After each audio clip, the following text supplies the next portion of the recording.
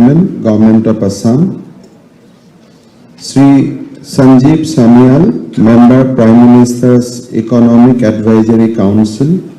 Sri Jishnu Borua, Chief Secretary, Assam.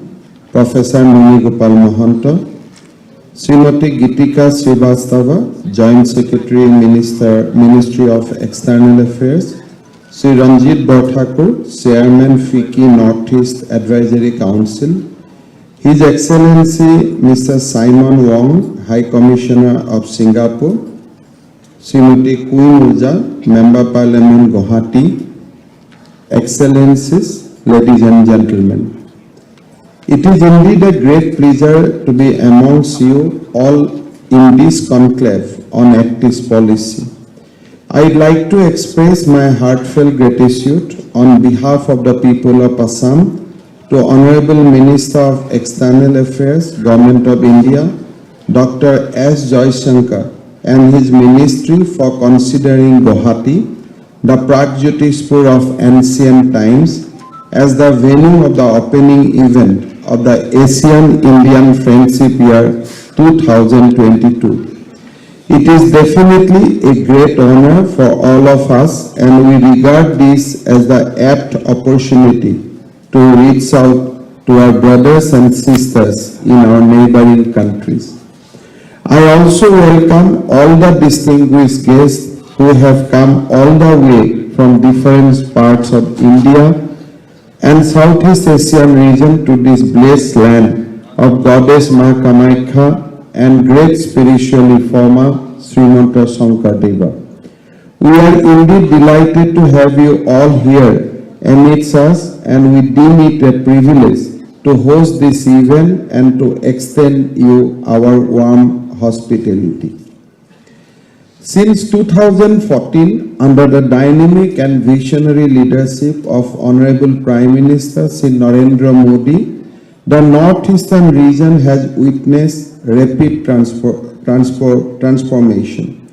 Honorable Modi ji, whose aim is to act east and act fast for India's Northeast, gives new hope, energy, and force to our people to give a paradigm shift to the development in terms of connectivity, infrastructure, economy, and other sectors. I must mention that our Honorable Prime Minister has taken the central government to the doorstep of Northeast India with number of development projects. Modi ji termed the Northeast India as the new engine of India's growth. We share the strong vision of Honorable Prime Minister that the region is the sunrise area of Indian economy. The Northeast is not just a part of developing nation called India, it is in the middle of fastest emerging nation of Southeast Asia and has the potential to become the link for the emergence of trade and commerce with this nation. Our government therefore is working to position Assam as the gateway and the expressway of ASEAN and Southeast Asia. We are working hard to make Assam the industrial hub from which we can service not only this region, but also we can look beyond. We understand that to realize this goal, there is need to leverage the unique locational advantage of Assam and the rest of the Northeast. We have no less than 5,300 kilometers of international border with a host of countries like Myanmar, China, Bhutan, Nepal, and Bangladesh. The Northeast is truly India's gateway to Southeast Asia, and I believe the emerging connectivity with the ASEAN countries will play a defining role in enhancing our shared prosperity. You are aware that Honorable Prime Minister Shri Narendra Modi launched the Act East policy in 2014 with a vision to promote economic cooperation, cultural ties, and developing a strategic relationship with the ASEAN through continuous engagement at bilateral, regional, and multilateral levels.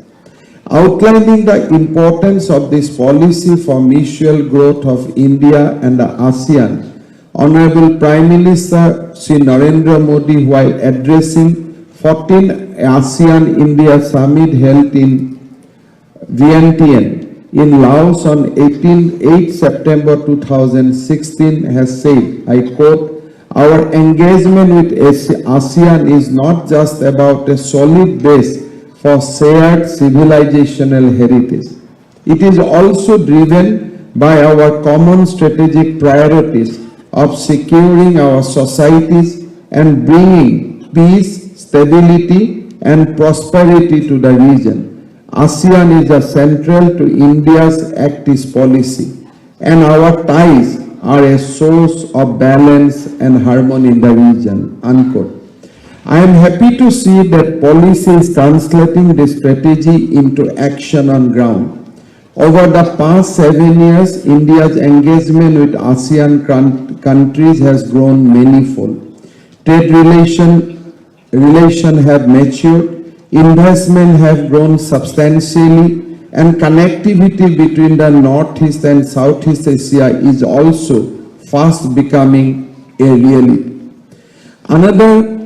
I strongly believe that we can actually, considering the present situation of our country and this region, I think we can think a lot beyond of the present structure, because as has been outlined by many of the speakers before me, that there is a sea change in the socio-cultural political situation of the Northeast region. Since 2014, Assam has witnessed an era of peace and tranquility. We had some legacy problem, but now most of the things has been settled at our home, and Government of India has also reciprocated in big way. Recently, we have withdrawn our Disturbed Area Act from this state. From most of the area, I will rather be specific that from the 65% of our landmass, we have withdrawn our Disturbed Area Act. Not because we need to withdraw that, because peace has prevailed, and many of the groups which were somehow earlier were dissatisfied now has come to the national mainstream. Connectivity has got a big boost. Mr. Sanyal has outlined some of the area. Government of India is concentrating to create huge connectivity between the Northeast and the mainland India and beyond.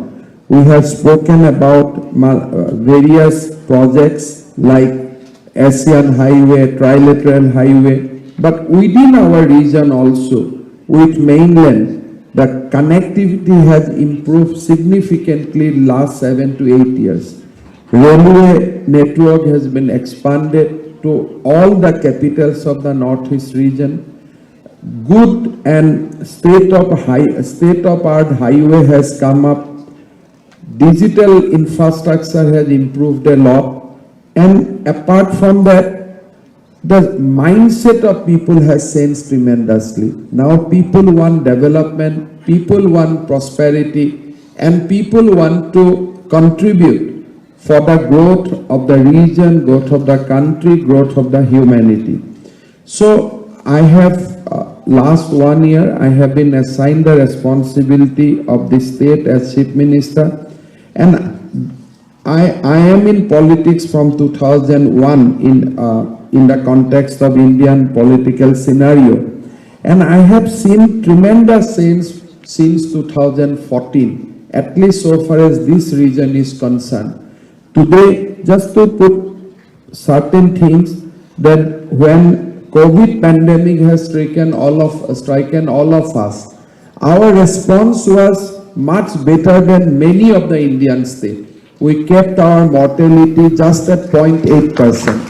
When entire country was actually crying for oxygen, Assam has taken a role upon itself. We supplied oxygen to all our northeastern states without depending on the mainland of the country. We never disturbed our country because that time they were fighting the pandemic with the mainland.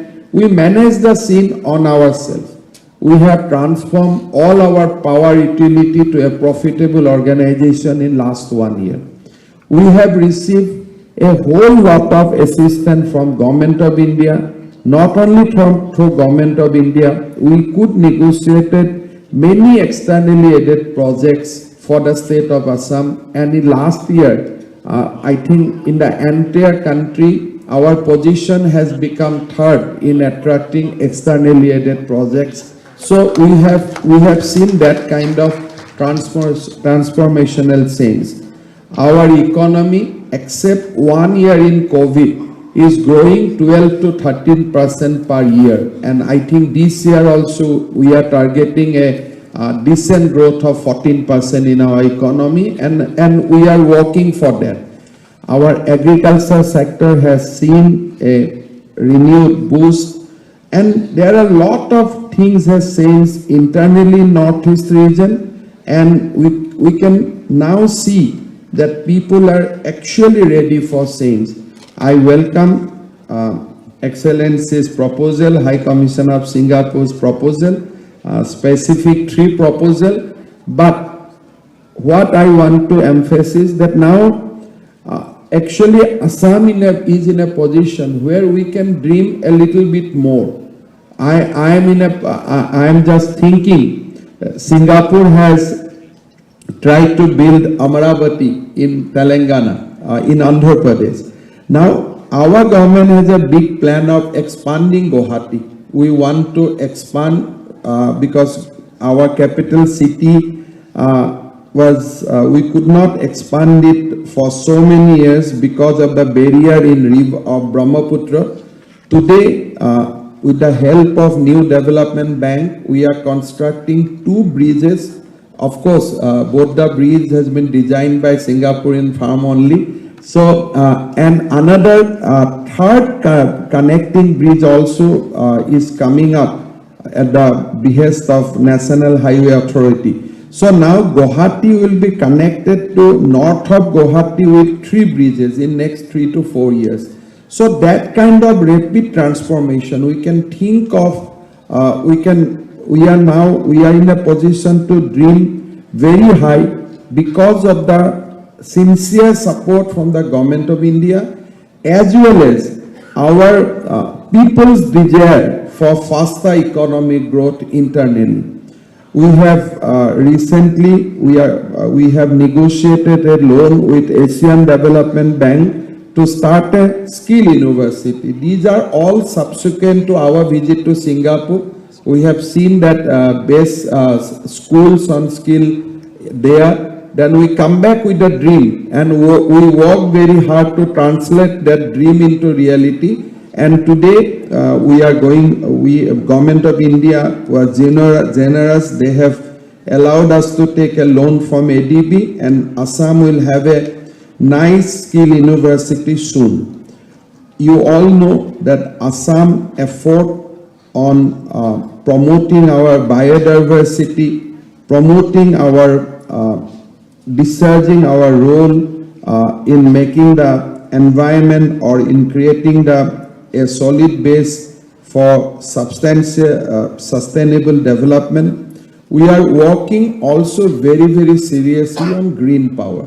We are now, our entire focus, we are no longer trying to produce power on the basis of coal, etc. We are shifting ourselves that we should be a state that in next 5 years, Assam's every megawatt of electricity should come from green sources. So that kind of things we have decided ourselves, and we are working towards that. So there are many changes even in Guwahati. If you just look at our city, our transport system is on fossil fuel, but we have taken a decision that in next 2 years we will transform our entire public transport to electrical vehicles, and we will no longer depend on the fossil fuel. So that kind of dream we are now setting for ourselves, and I am very sure that with the help of central government, we will be able to achieve that entire our goal. Guwahati Airport will soon have a new terminal building with a capacity to handle 10 million passengers annually. So that kind of rapid changes is happening. My colleague Sri Patwari ji has already flagged you about Udan scheme. I think basically what I am trying to emphasize that now stage is set for a greater economic cooperation between the ASEAN countries and our northeastern state. Last 1 year, I have, it was my privilege to receive many of the ambassador and the officers and staff from the diplomatic staff of ASEAN countries. We'll keep on talking, we'll keep on discussing, and surely we'll try to create a base for a solid and sustainable cooperation. With this view, with this hope, I'd like to welcome all of you for this conclave and hope that your stay in Assam will be good and we'll keep on meeting during your stay here. Thank you so much.